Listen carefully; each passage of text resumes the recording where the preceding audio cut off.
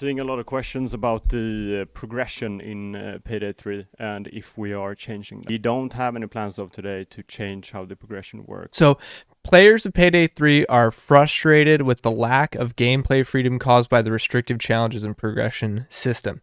XP rewards in the game are a major issue, with players not feeling adequately rewarded for their efforts in leveling up being difficult. Payday 3's launch has been plagued with issues, blah, blah, blah. So not only are there issues with the servers where the game's unplayable, but once you do finally get into the game, as I said in my previous video where I was only able to get into the main menu to go and look at the challenges, to go and look at how the rewards are going to be unlocked and everything like that. My deduction, without even going into a match, was that they are clearly trying to time gate as much as possible when it comes to progression in the game. That's evidenced by something like the C-Stack system, where you have to accrue a crazy amount of money to then convert to C-stacks, and then every time you make a C-stack, it increases how much it costs to make another one, and then there's items where it's costing like several C-stacks just for one item. The compounding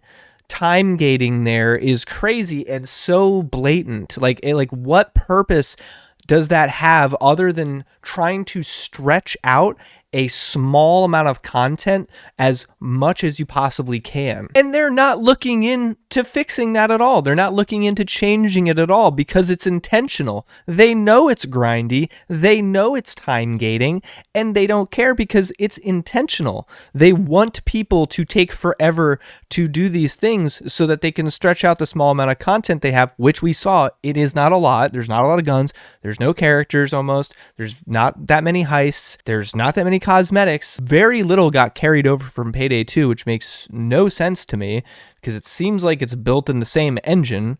I could be wrong about that, but it seems that way. And they're saying they're not going to change it because they want people to spend as much time on the game as possible. They want player retention to be as high as possible, and these are mechanisms to achieve that.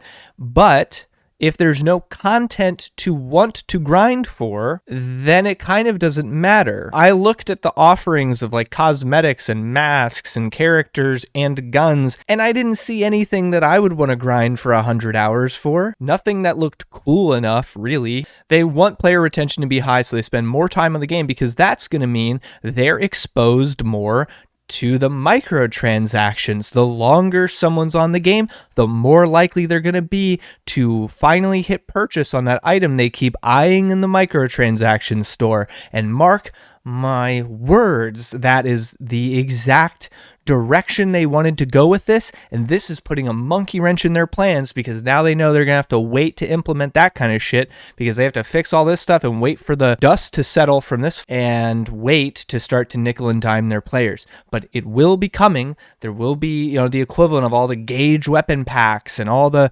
little guns and characters and everything that goes along with it. That's coming, and they're now just gonna have to wait a little bit longer to implement that stuff. But that's why there's so little content to begin with at launch, and that's why there's these mechanisms that just for some reason seem like they're time gating, and that's why they're also not going to change it, and they have no intention to because it's part of their business model. And also adding recommended challenges. You get recommendations based on how you are progressing and what heist you want to jump into. Oh yeah, because we can't work on offline mode, but we can work on some sort of like AI algorithm that's going to be able to expertly recommend heists and challenges that you should do based on what you've already done and your behavior. Yeah, I'm sure you have time for that. Yes, I'm quite positive that that's going to be an easy build out that you're working on, but no offline mode. We have no clue when we're going to be able to do that. And I'm also sure that recommendation system is going to be great. I'm sure it's going to be perfect. I'm sure it's going to be so good, so smart. Questions regarding the quality of life experience, for example, regarding the user interface, is also a topic that we're looking to address, right? Yeah, and for the UIUX in the game, there's a lot of small things that we want to solve. It's a matter of prioritization right now. Bro, like, just understand, A lot of the complaints about the UI and UX are because that's all the game people have played for the most part, because no one's actually gotten into the matches. Imagine what they're going to say when more people actually get to experience the game. And yeah, the UI UX is like not great, and I feel like it was better and more intuitive in Payday 2. Just in the short time I was using it, I like struggled to find where certain stuff was, like didn't really make sense. I don't know how that's possible, because once again, in Payday 2, it just worked. What is up with everyone wanting to change their UI and UX to just to be worse or be like Hulu? I don't understand this precedent. It doesn't work. But some of the things that we are evaluating for future patches, having a chat in lobby, having an unready button in lobby, being able to mute heist briefs, rename. My dude, the fact that an unready button, chat, are not in the game already is fucking insane. Like these are their must-haves. Like I don't even understand. What are we talking? We're not even at square one right now. Rename your loadouts, improvements to challenges and the communication around that. Mouse and keyboard You already said that. support on console. Quick play. Why? That's a compilation of some of the things that we are evaluating. Evaluating, not even working on, just looking at. So it's not on top of our priority. Will pre-planning ever come back in Payday 3? Pre-planning is a feature that exists in Payday 2. I'm seeing a question here from Pyro Mancini. When will the servers be fixed? That's something we do not know right now. We are working on improving the stability. I honestly feel like they should have listed this game as early access, like, and done on PC only to be like, I don't know, but like this game does not sound finished at all. Even once we get past the server issues, it has less features, it has less content, it has less everything. Market is early access, so at least everybody knows what they're getting themselves into. It's a game that what people want, when people say what they want, every answer you give is, well, we had it in Payday 2 and maybe we'll add it later in Payday 3. What? It's so clearly a work in progress. It's so clearly an agile software as a service, situation. At this point, they're not even hiding the fact that the game's kind of unfinished, kind of still lacking a lot of core features that people obviously were going to expect or want to be in the sequel. Crossplay's cool, cross-platform's cool, but like if it's hindering your game this much, like why are we all pushing for it so much? This is a game where it's like a 4-player co-op. It's not some massively multiplayer. It's not some 8v8 arena shooter. It's not like, it's fucking 3 other people you're matching with. And we went through this strenuous build to make sure cross-play and cross-platform exists and everything like that. And maybe that's a requirement for Game Pass even. I don't know. But these things are all true. The updates to go out on console makes everything take longer because the Microsoft and Sony often have like more stringent requirements for pushing updates and stuff, and there's a review process or a verification process, and it takes longer. And so since they have to do that for the consoles, the PC updates and hot fixes are also just going to arbitrarily take longer just because of consoles. So as PC players, you suffer because the game's crossplay. Is that a great system? I don't know. I'm not saying like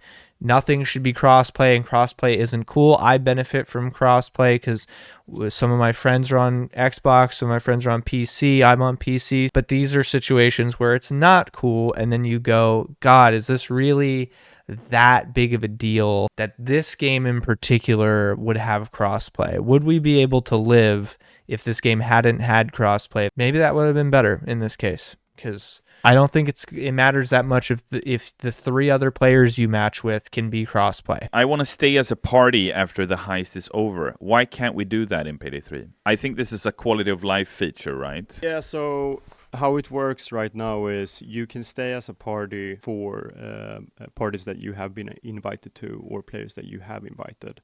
The parties that doesn't stay right now is...